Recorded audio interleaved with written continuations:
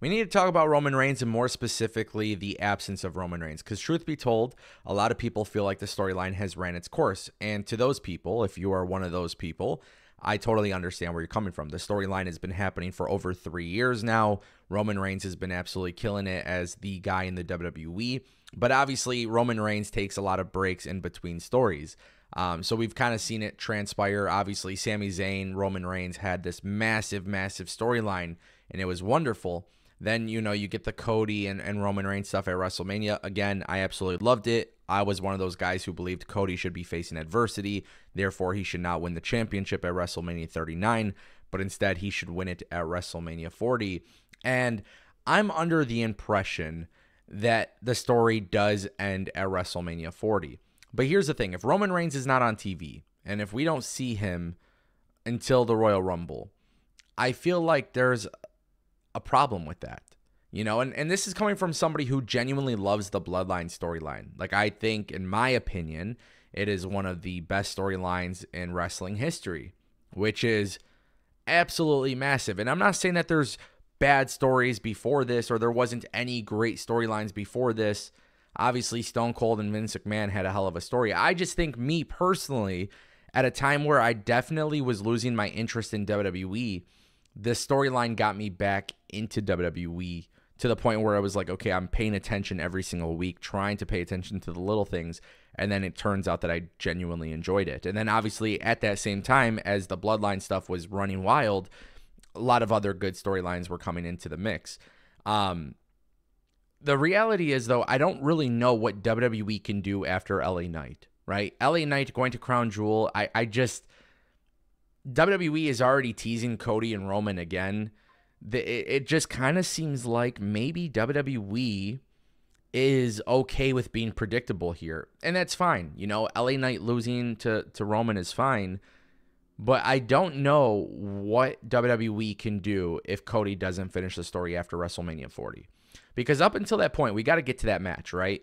Cody could always be traded to SmackDown. LA Knight could always go on to Raw, win the World Heavyweight Championship. He could win the Royal Rumble, challenge Seth for the World Heavyweight Championship. There's always that possibility, right? But Cody's got to get to SmackDown. After LA Knight, Cody's got to get to SmackDown at some point. What is WWE going to do in this situation in the meantime? And if everything is true about Roman not wrestling till the Royal Rumble, then it's very clear WWE doesn't have legitimate opponents for Roman after. And yeah, I think you could make the argument that AJ Styles and Roman Reigns could have that feud. I think you could make an argument that other people on the SmackDown roster could have that feud. Bobby Lashley. I mean, there's quite a few talented people on the roster that can have that feud.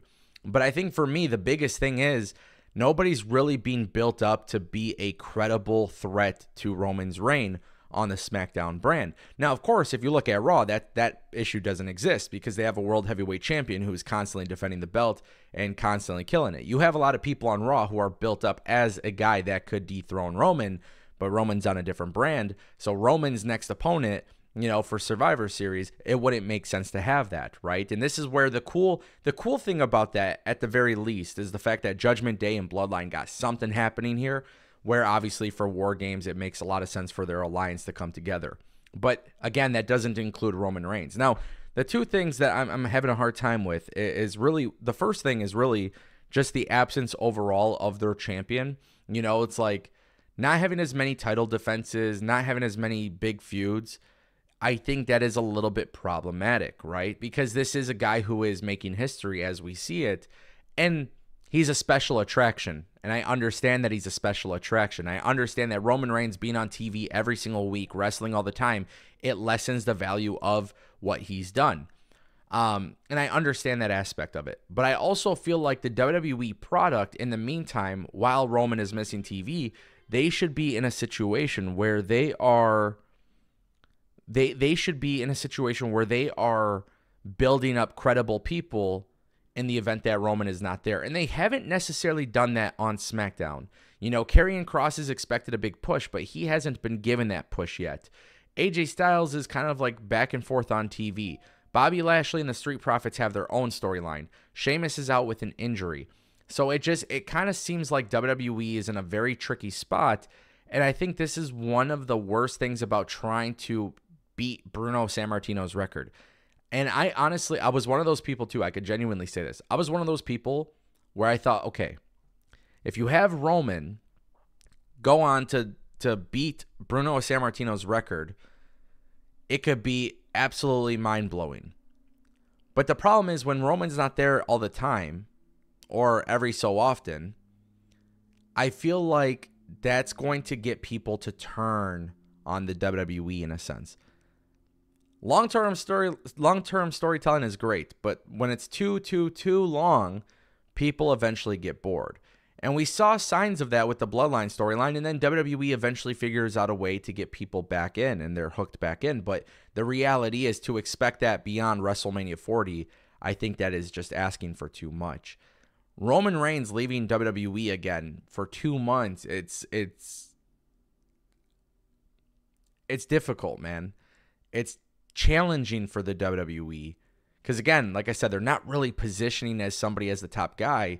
Yes, they have the United States Championship, but even the U.S. Championship right now, and it's good. You know, you got Rey Mysterio and Logan Paul going after it currently, but like they've been doing some good stuff with it, but it just doesn't seem like it's not on the same level as Gunther with the IC title, if that makes sense.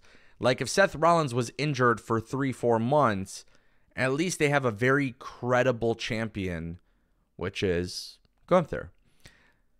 I want to know what you guys overall think about Roman just not being a full-time champion. You know, do you, again, and I understand everybody's got a different perspective on this. I feel like it's kind of running its course. And I feel like it's kind of getting to the point where with Cody, if he doesn't finish the story, WWE is going to end up dropping the ball. See, the problem is that, guys, I want to point this out too. Historically speaking, in pro wrestling, babyfaces who chase the title always have an incredible chase. Then the problem is once they win the championship belt, that's where everything goes downhill. And I'm starting to maybe get the impression that WWE is going to try and recreate The Rock and Stone Cold with Cody and Roman. And I have no problem with that, but the problem that I have is that the bloodline stuff, it's become obviously repetitive. And it's fine because it's logical, but it's not going to be fine if it's happening for another 2 years, right?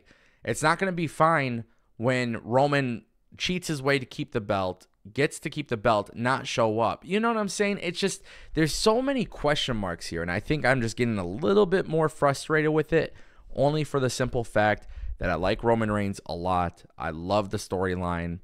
But I feel like now we are getting to the point where it is happening every single week without Roman. And then you have Jimmy, and Jimmy's funny. Solo Sikoa is great. Paul Heyman's great. But it's getting to the point where, like, what else can you do?